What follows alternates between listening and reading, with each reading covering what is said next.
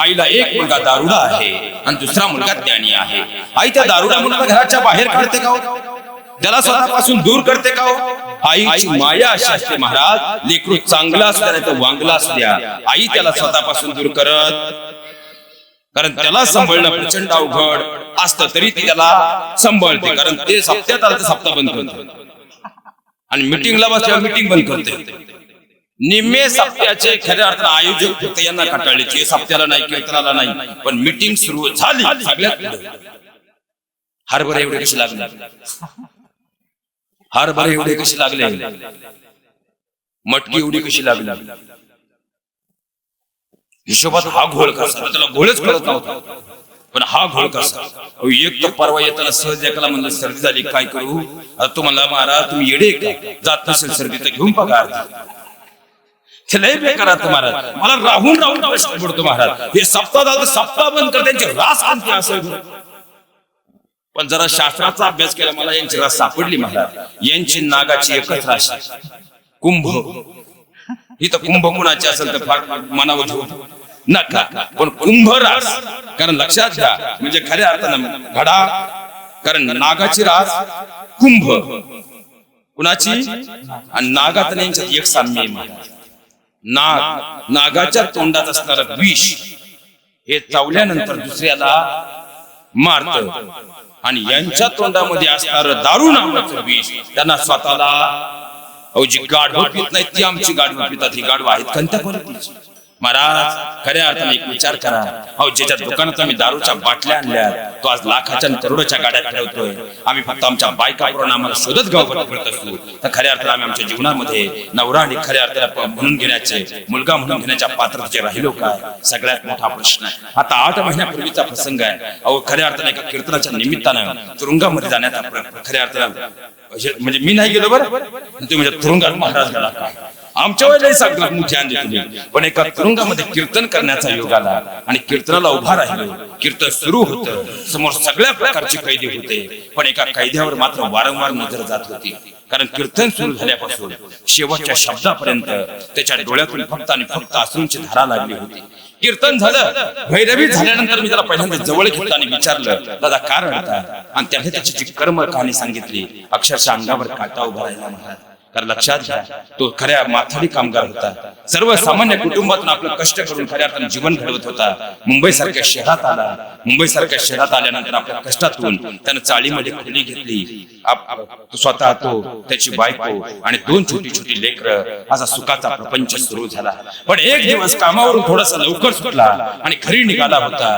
पण घरी जात असताना मात्र 4 मित्र त्याला भेटले आणि मित्रांना सांगितलं आज लवकर घरी चल जर आपण पार्टी करायला जाऊ. त्यानं स्पष्ट सांगितलं मी दारू पीत नाही. ते म्हणले आधीच महागाई एवढी वाढली, तुला फुकट पाजाय कोण मोकळे, फक्त आमच्या बरोबर चल. आणि तो त्यांच्या बरोबर गेला. पाहता पाहता एकदा दोनदा तीनदा असं घडलं. चौथ्यांदा म्हणले तुला फुकट पाजायला कोण मोकळय, थोडा चकना खाशील. 5व्यांदा 6व्यांदा त्याने चकना खाल्ला आणि 7व्यांदा मात्र तो मित्रांनाच काही ग्लास ठेवायचं त्याने बंद केलं. सगळे स्वतः पिऊ लागला. पाहता पाहता 4 महिन्याचा काळ निघून गेला. बायकोला याबद्दल मात्र काहीच माहित नव्हतं.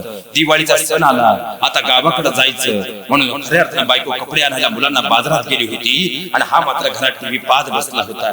आणि नेमकं त्याच वेळी त्याचे हे 4ही मित्र घरी आले आणि मित्रांनी सांगितलं आता वेड्या, अरे आता दिवाळीच्या सणात तू गावी जाणार, आता आपली 4 महिने भेट काही होणार नाही. पण 4 महिने जर भेट होणार नाही तर आज आपण पार्टी करून घेऊ. तो म्हणला गप बस, माझ्या बायकोला आधीच काही माहिती नाही आणि जर तिला कळलं तर माझा प्रपंच उद्ध्वस्त होईल. ते म्हणजे तिला काय करायचं, ती येण्याच्या आत आम्ही निघून जातो. आणि तो नाही नाही म्हणत असतानाही खऱ्या अर्थानं पाहता पाहता त्याने खिशातल्या बाटल्या बाहेर काढल्या, दारूचे ग्लास भरले गेले आणि एक पेक, दुसरा पेक, तिसरा पेक करता करता शेवटी कधी प्रचंड दारू नशे अंमल त्यांच्यावर चढला त्यांचं त्यांनाच कळालं नाही. आणि नेमकं त्याच वेळी घराची बेल वाजली. याला काहीच समजत नव्हतं. धडपडत उठला, दरवाजापर्यंत गेला, दरवाजा उघडला, समोर बायको उभी होती. बायकोच्या तोंडाचा दारूचा वास आला. तिने उंबऱ्यामध्ये जागच्या जागी हातातल्या कपड्याच्या पिशव्या खाली सोडल्या आणि आणि घरात धावत गेली. कपाटातून आपली कपड्यांची पी बॅग घेतली, दोन्ही लेकरांना बरोबर घेतलं आणि रात्रीच्या 8 वाजता तिने घर सोडलं आणि थेट आपल्या माहेरी गेली. 1 महिना, 2 महिने, 3 महिने निघून गेले. आता तोच सांगत होता की महाराज, आता 3 महिन्यापर्यंत काही वाटलं नाही, पण 4थ्या महिन्यात मात्र माझ्या लेकरांची, खऱ्या अर्थाने मुलांची आठवण आणि बायकोची आठवण येऊ लागली. आणि त्याच दिवशी मी शपथ घेतली, आजपासून मी दारूला स्पर्शही करणार नाही. बातमी बायकोपर्यंत कळाली. तिला आनंद झाला, आपल्या नवऱ्यानं कायमची दारू सोडली. आणि पाहता पत्नी येण्याचं प्रयोजन केलं, येण्याचा निर्णय घेतला. पण असंच एक दिवस संध्याकाळी एकटाच घरी बसलेला असताना पुन्हा त्याचे 4ही मित्र घरी आले आणि मित्रांनी सांगितलं, अरे वेडा का खोळा, तुझी बायको यायला तयार नाही, काय बसतो दुःखी आत्मा हो, हे कडू घास काढू. ते तर लई फेडाले, आता कडू घास काढायचा. निम्मा मागचा महिना कडू घास वगैरे घ्यायचा. आणि काही तर असे आठवले महाराज, श्रावण झाल्यावर म्हणते श्रावणाचा कडू घास काढून यांच्या नादी लागून सोपं नाही. आणि ते म्हटले, अरे येडेपणा काय करतोस बाबा, तुझी बायको यायला तयार नाही. अरे घे, आता मला सांगा, एकदा का वाघाला माणसाच्या रक्ताची चटक लागली तर दुसरं काही पीत नाही. याला दारूची चटक लागलीच होती. पाहता पाहता पहिला ग्लास सगळ्या मित्रांनी एकत्र धरून त्याच्या तोंडाला लावला. नाही नाही म्हणत होता, पण बळेच तोंडाला लावला आणि एकदा पहिला घोट फुटत गेला. तसं खऱ्या अर्थाने दुसरा, तिसरा, 4था पेग झाला. आता पुन्हा तो नशेच्या अंमलाखाली गेला आणि नेमकं त्यावेळी घराची बेल वाजली. हा धडपडत उठला, घराचा दरवाजा शोधत गेला. समोर काही दिसत नव्हतं. कोंडा हाताला लागला, कडी उघडली आणि पाहता पाहता समोर काहीतरी अदृश्य त्याला जाणीव झाली आणि कोणीतरी त्याची कॉलर धरल्याचा भास झाला. पण पूर्णतः नशेचा अंमल चढल्यामुळं त्याच्या तळपायाच्या मस्तकाला गेली. त्याने बाजूला हात फिरवला, हातात काहीतरी आलं होतं. त्याने सब दिशी पुढे चालवलं होतं. दुसऱ्या दिवशी 12:30 वाजता त्याला कळालं की आपण येरवड्याच्या कारागृहात आहोत आणि आपल्या हाती रात्री जे आलं होतं ती एक कुऱ्हाड होती आणि त्या कुऱ्हाडीच्या मानेवर फिरली. ती आपल्या बायको होती. बायको रक्ताच्या थराळ्यात पडली होती, आयुष्यातून कायमची संपली होती. मी त्याला फक्त 2च प्रश्न विचारले आणि जगण्याचा सगळ्यात मोठा सिद्धांत मला समजला. मी त्याला पहिला प्रश्न विचारला, ज्या मित्रांच्या संगतीने दारू प्यायला लागला, किती मित्र तुला या 12 वर्षात या कारागृहात भेटायला आले? तो म्हटला, एकही नाही आला महाराज. आणि मी त्याला एकच सांगितलं, एकही मित्र जर त्यावेळेस आला नव्हता, एकदाच फक्त त्यांच्या सोबत गेला नसता तर आज ही परिस्थिती आली नसती. आणि दुसरा प्रश्न मी त्याला विचारला, तुझी लेकरं तुला किती वेळा इथं भेटायला आली? तो म्हटला, महाराज फक्त एकदाच आली होती, पण त्यांनी असं सांगितलं की असा बाप असण्यापेक्षा आम्ही निपुत्रिका होत असं जगाला अभिमानानं सांगू, पण असा बाप आम्हाला नको. शेवटी प्रश्न एकच निर्माण झाला की आज त्याला होणारं दुःखाला मी कारण विचारताना एकच विचारलं, दादा आज 14 वर्ष झाल्यानंतर जर तुला या दुःखाची जाणीव होतीये तर विचार कर, 14 वर्षापूर्वी या दुःखाचा फक्त एकच थेंब तू घेतला नसता तर 14 वर्षानंतर ही दुःखाची काळरात्र तुला भोगावी लागली नसती. म्हणून हात जोडून विनंती करतो, माझे कीर्तन पटलं नाही तर हरकत नाही, पण व्यसनांपासून दूर व्हा.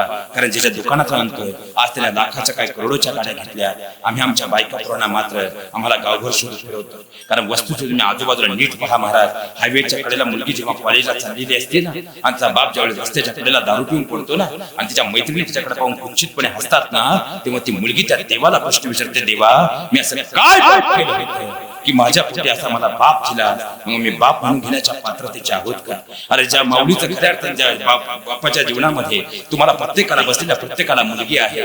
तुमची लेख खऱ्या अर्थाने मला माझं बोलणं वाईट वाटेल, पण इथं बसलेले असे किती पालक आहे ज्या आनंदाने एखाद्या दारुड्याच्या हातामध्ये आपल्या मुलीचा हात देतील. मग विचार करा, जी तुमच्या घरी तुमची बायको होऊन आली, तिच्या वडिलांनी प्रेमाने हात तुमच्या हातात दिला आणि आज त्या बापाची सुद्धा अवस्था काय होत असेल. हात जोडून विनंती करतो, माझे कीर्तन पटलं नाही हरकत नाही महाराज, पण आज तरी आपल्या सप्ताहाच्या निमित्तानं आजपासून दारूच्या बाटलीला स्पर्श करणार नाही एवढी शपथ जरी तुम्ही आजच्या दिवशी घेतली तरी आपला सप्ताह सफल आहे महाराज. आपला सप्ताह सफल आहे, आपला सप्ताह सफल आहे.